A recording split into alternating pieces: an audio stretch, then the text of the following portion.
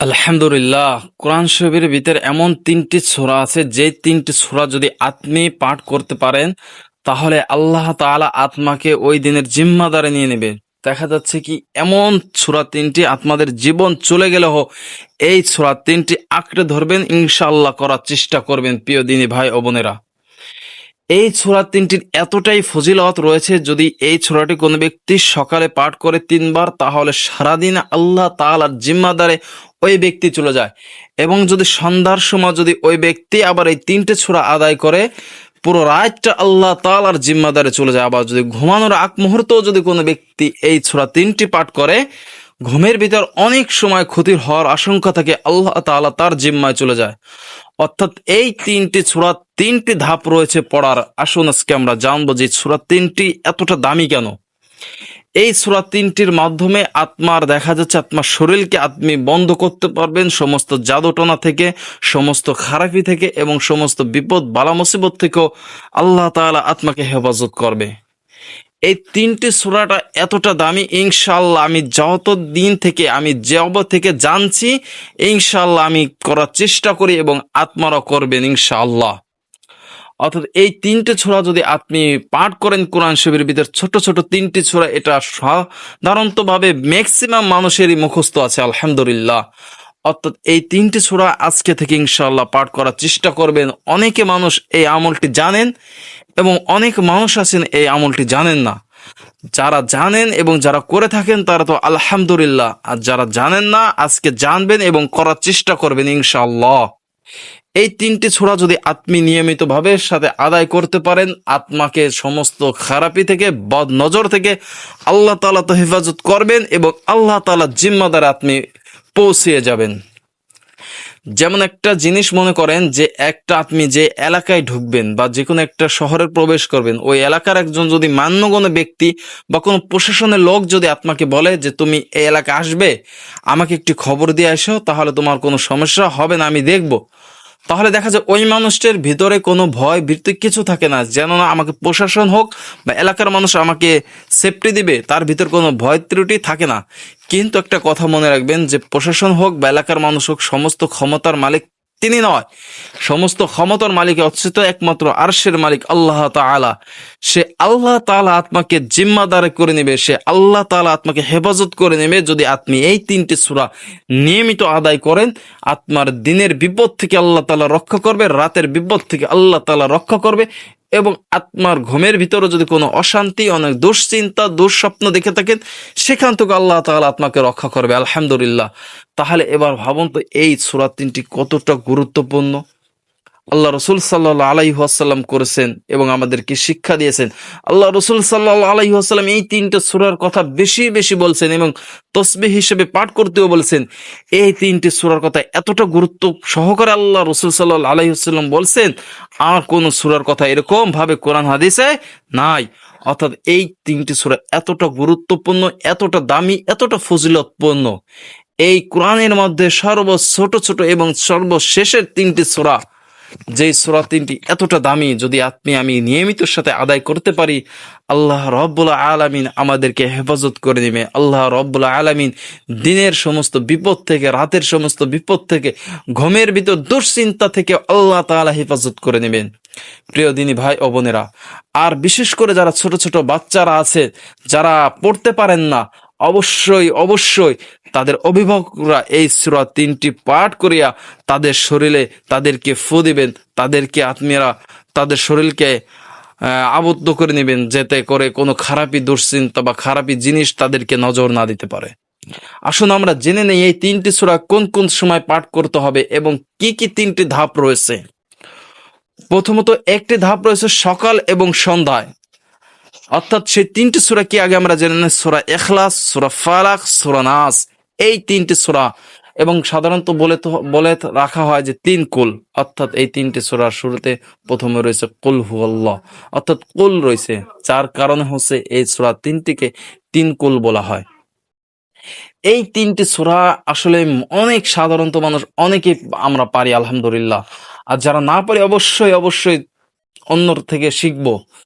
এই তিনটি সূরা আল্লাহ রসুল সাল্লাল্লাহু আলাইহি ওয়াসাল্লাম সকালে 3 বার পাঠ করতেন, এক মাগরিবের সময় 3 বার পাঠ করতেন, অর্থাৎ সন্ধ্যায় 3 বার পাঠ করতেন। এলো একটি ধাপ চলে গেল। 2 নম্বরে ধাপ হলো আল্লাহ রসুল সাল্লাল্লাহু আলাইহি ওয়াসাল্লাম ঘুমানোর আগ মুহূর্তে পাঠ করতেন 3 বার। এইটা 2য় নম্বর ধাপ চলে গেল। 3য় নম্বর ধাপ হলো যে প্রত্যেক ফরজ নামাজের পর আল্লাহ রসুল সাল্লাল্লাহু আলাইহি ওয়াসাল্লাম এই সূরা 3টি পাঠ করলেন। এখন আমরা জানবো এই সূরা 3টি কয়বার করে পাঠ করব এবং কিভাবে পাঠ করব। এই 3টি সূরা হলো সকাল এবং সন্ধ্যার সময় 3 বার করে পাঠ করব। সূরা ইখলাস 3 বার, সূরা ফালাক 3 বার, সূরা নাস 3 বার। আর সন্ধ্যার সময় সূরা ফালাক 3 বার, সূরা ইখলাস 3 বার, সূরা ফালাক 3 বার, সূরা নাস 3 বার। এভাবে 3 বার করে পাঠ করব। এটা চলে গেল একটি ধাপ। ঘুমানোর আগ মুহূর্তে যখন আমরা ঘুমাবো তখন এই সূরা 3বার করে পাঠ করব। পাঠ করে হাতটাকে এইভাবে কোষ করে নিয়ে হাতে ফু দিয়ে হাতটাকে সারা শরীরে আমরা মুছে নিব। অর্থাৎ হাতটা যেইখানে যেইখানে যায়, যতটুকু সম্ভব হয় আমরা পুরো হাতটাকে সারা শরীরে মুছে নিব, যাতে করে ঘুমের ঘরে কোনো জিনিস, খারাপ জিনিস আমাদেরকে খারাপই কিছু না করতে পারে। ঘুমের ঘরে আমরা খারাপ স্বপ্ন মনে না দেখি। ছোট ছোট যারা বাচ্চারা আছে, যারা পড়তে পারেন না, আর যারা অভিভাবক আছেন, তারা অবশ্যই সূরা 3টি পাঠ করে তাদেরকে অবশ্যই ফু দিবেন। আপনার ব্যক্তিগতর জন্য আপনি 3বার পাঠ করবেন, ওই বাচ্চার দিকে যখন ফু দিবেন ওই বাচ্চার জন্য তখন 3বার করে পাঠ করবেন। আরেকটি সময় হলো যে এই সূরা 3টি প্রত্যেক ফরজ নামাজের পর একবার করে পাঠ করা। অর্থাৎ কি, প্রত্যেক ফরজ নামাজের পর সূরা ইখলাস একবার পাঠ করা, সূরা ফালাক একবার পাঠ করা, সূরা নাস একবার পাঠ করা। প্রত্যেক 5 ওয়াক্ত নামাজের, ফরজ নামাজের পর একবার করে পাঠ করা ইনশাআল্লাহ। এখন এই সূরা 3টি কিভাবে আমরা পাঠ করব? অনেকে দেখা যাচ্ছে কি যে তাড়াহুড়া করা কোনো জিনিস হবে না। যেমন মনে করেন যে আমি একটা মানুষের প্রশংসা করতেছি, সেই মানুষটির প্রশংসা করে যদি এরকম করি যে তুমি ভালো, তুমি খারাপ, তুমি এরকমের, এত তাড়াহুড়ো করে যদি আমি প্রশংসিত করি, তাহলে ওই মানুষটি বলবে কি, এই ভাইয়ের মনে হয় মাথায় সমস্যা আছে, বা এই লোকটি মনে হয় পাগল, বা এই লোকটি মনে হয় কোনো মেন্টাল, এরকম কিছু বলবে। তাই এই সূরা যখন আমরা পাঠ করব, আমরা ধীরে সুস্থে আউযু বিল্লাহি মিনাশ শাইতানির রাজিম বিসমিল্লাহির রহমানির রহিম প্রথম সূরাটা পড়ার সময় শুধু এটা বলবো, পরে থেকে প্রত্যেকটা সূরার শুরুতে শুধুমাত্র বিসমিল্লাহ বলবো। অর্থাৎ ধীরে সুস্থে আস্তে আস্তে পাঠ করার চেষ্টা করবো ইনশাআল্লাহ। এই সূরার মাধ্যমে দেখা যায় আল্লাহ রাসূল সাল্লাল্লাহু আলাইহি ওয়াসাল্লামকে যখন জাদুটনা করছিলেন এক বুড়ি, আল্লাহ রাসূল সাল্লাল্লাহু আলাইহি ওয়াসাল্লাম এই সূরার পাঠ দ্বারা তার শরীরকে খুলছিলেন জাদুটনা। অর্থাৎ দেখা যাচ্ছে কি, এই সূরার দ্বারা আপনি এই সূরাটা পাঠ করবেন, আপনার শরীরকে আপনি বন্ধ দিয়ে ফেললেন খারাপি জাদুটনা থেকে, আপনার খারাপি সমস্ত কিছু থেকে আল্লাহ তাআলা রক্ষা করবে, এবং আল্লাহ তাআলার নিজ জিম্মাদারে আপনি হয়ে যাচ্ছেন।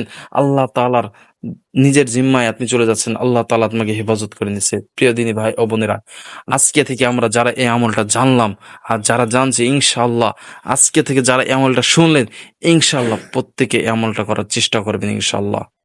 এই আমলটা কখনো ছাড়বেন না। এই আমলটার এতটা গুরুত্বপূর্ণ। এই আমলের প্রতি এই আমলটাকে বেশি বেশি করার চেষ্টা করবেন। এই আমলটাকে কখনো ছেড়ে দিবেন না। আল্লাহ রসুল সাল্লাল্লাহু আলাইহি ওয়াসাল্লাম এই আমলটা করছেন, আল্লাহ রসুল সাল্লাল্লাহু আলাইহি ওয়াসাল্লাম শিক্ষা দিয়েছেন করার জন্য। অতএব আমরাও করবো ইনশাআল্লাহ। আজকে থেকে এই আমলটা আমরা জীবনে চলে গেলেও কখনো ছাড়বো না ইনশাআল্লাহ। এই আমলটাকে আমরা আঁকড়ে ধরবো, এই আমলটাকে আমরা মজবুত করে ধরবো, যাতে করে এই আমলটা আমাদের থেকে সরে না যায়, এই আমলটা যাতে করে আমাদের থেকে হাত ছাড়া না হয়ে যায়। আজকে থেকে আমরা যারা জানলাম, ইনশাআল্লাহ চেষ্টা করবেন প্রিয় দিনী ভাই ও বোনেরা, আজকে থেকে আমলটাকে আঁকড়ে ধরুন, আজকে থেকে আমলটাকে শক্ত করে ধরুন, আজকে থেকে আমলটাকে মজবুত করে ধরুন। এই আমলটার ফজিলত অনেক বেশি, এই আমলটার গুরুত্বপূর্ণ অনেক বেশি। আল্লাহ রসুল সাল্লাল্লাহু আলাইহি ওয়াসাল্লাম বেশি বেশি তাকিদ দিয়েছেন এই আমলটা করার জন্য। এভাবে আর কোন সূরার কথা বলেন নাই, এবং আল্লাহ রাব্বুল আলামিন বলেন নাই। কারণ এই সূরা 3টা তাসবিহ হিসেবে, এই সূরা 3টা আমল হিসেবে দেখা যাচ্ছে কি, প্রত্যেক বার যদি সকালে 3 বার, রাত্রে 3 বার, এবং ঘুমানোর আগে যদি 3 বার পড়ি, 3 তিরিকে 9 বার আসে। 5 ওয়াক্ত নামাজের পর যদি 5 বার পড়ি, 14 বার আসে।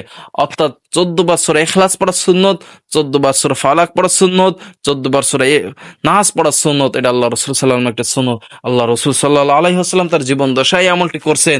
আজকে থেকে আমরা যারা এই আমলটা জানলাম, ইনশাআল্লাহ আজকে থেকে আমরা এই আমলটা করার চেষ্টা করব। আজকে থেকে আমরা এই আমলটা ছাড়বো না ইনশাআল্লাহ। আল্লাহ তাআলা যেন আমাদেরকে প্রত্যেককে এই আমল করা তৌফিক দান করুক, আমিন। জীবনটা চলে গেলেও এই আমলটা আমরা যখন যে মানুষগুলো জানছি আমরা আজকে এই আমলটা অবশ্যই আমরা তো করবই, এবং অন্যদের এই আমলটা করার সুযোগ করে দেবো। সেটা কিভাবে? সেটা হচ্ছে এই ভিডিওটা সবার মাধ্যমে ছড়িয়ে দিন, যাতে করে এই আমলটার খবর সবাই জানে। আপনি নিজে জানছেন, অন্যকে দেখার সুযোগ করে দিন। যখন অন্যকে দেখার সুযোগ করে দিবেন, অন্য ব্যক্তি যখন এই আমলটি করবে, আত্মীয় কলাম সে সম পরিমাণে সব আত্মীয় কলাম আপনার আমল নামায় পেয়ে যাবেন। অতএব যখন নিজে জানছেন, অন্যকে জানারও সেরকম একটা সুযোগ করে দিন, যাতে অন্য মানুষও জানতে পারে। আমলটার প্রতি বেশি গুরুত্ব দেন, আমলটার প্রতি বেশি মহাব্বতের সাথে আমলটা করবেন। আত্মারকে এতবার এত ফজিলত এই আমলটি মহাব্বতের সাথে করুন, একই নিঃসাথে করুন। আল্লাহ রসুল সাল্লাহ আলাইহি ওয়াসাল্লাম এর এক বিশ্বাস করে, আল্লাহ রসুল সাল্লাহ আলাইহি সাল্লাম সত্যবাদী, তিনি অবশ্যই এই আমলটা করছেন, ফলাফল পেয়েছেন। আপনি আমলটা করবেন, আপনিও ফলাফল পাবেন। আল্লাহ তাআলা বলছেন আপনি আমলটা করুন। অতএব এই আল্লাহ তাআলা এবং আল্লাহ রসুল সাল্লাহ আলাইহি ওয়াসাল্লাম যখন নির্দেশ দিয়েছেন এই আমলটি করার জন্য, প্রিয় দিনী ভাই ও বোনেরা, অবশ্যই চেষ্টা করবেন আমি আপনি যেন এই আমলটা আমাদের থেকে মনে ছুটে না যায়, এই আমলটা থেকে যেন আমরা বঞ্চিত না হই, এই আমলটা যেন আমাদের থেকে দূরে না সরে যায়। অতএব আমরা যখন এই আমলটা করব, আমার পার্শ্ববর্তী ভাই, পার্শ্ববর্তী বোন, আমার স্ত্রী, মেয়ে, সন্তান, আহালি পরিবার যারা আছে, তাদেরকেও স্মরণ করে দেব যে তোমরা এই আমলটা করবে। এই আমলটার এই ফজিলত, এই আমলটা যদি তুমি করো, সারাদিনের সমস্ত আল্লাহ তাআলার জিম্মাদারে তুমি হয়ে যাবে। সমস্ত বিপদ বালা মুসিবত থেকে আল্লাহ তাআলা তোমাকে হেফাজত করবে। খারাপ রাতে তুমি খারাপ স্বপ্ন দেখো, দুশ্চিন্তায় থাকো, রাতের ভয় পাও, এই আমলটি ঘুমানোর আগে মুহূর্ত করো, তাহলে দেখবে যে রাতে কোনো সময় খারাপ স্বপ্ন দেখবে না। অর্থাৎ যখন নিজে আমলটা করবেন, প্রিয় দিনী ভাই, আপনারা যখন মসজিদে থাকেন, যখন আপনারা এই আমলটা করবেন, আপনার পার্শ্ববর্তী ভাইকে এই আমলটার কথা বলবেন, আপনার বাড়ি যে আপনার স্ত্রীকে, আপনার মাকে, আপনার সন্তানকে, আপনার বোনকে এই আমলের কথা বলবেন। যাদের সাথে দেখা হবে তাদেরকে ওই আমলের কথা বলবেন, যে আমলের এই ফজিলত, এতটা ফজিলত রয়েছে, এই আমলটি কখনো ছাড়া যাবে না, এই আমলটি কখনো হাতছাড়া করা যাবে না। জীবনের শেষ মুহূর্ত হলেও এই আমলটি করার চেষ্টা করবেন ইনশাআল্লাহ। আল্লাহ তাআলা যারা এই আমলটি করবে এবং যারা আজকে এই আমলটির কথা শুনলো, আল্লাহ তাআলা যেন প্রত্যেকটা দিনে ভাই এবং বোনকে এই আমলটি করার তৌফিক দান করুক, আমিন। এবং গুরুত্ব সহকারে, ফজিলতের সহকারে এবং ভালোবাসা সহকারে, যেন তাড়াহুড়ো না করে ধীরে সুস্থে এই আমলটা যেন আল্লাহ তাআলা সবাইকে করার তৌফিক দান করুক, আমিন।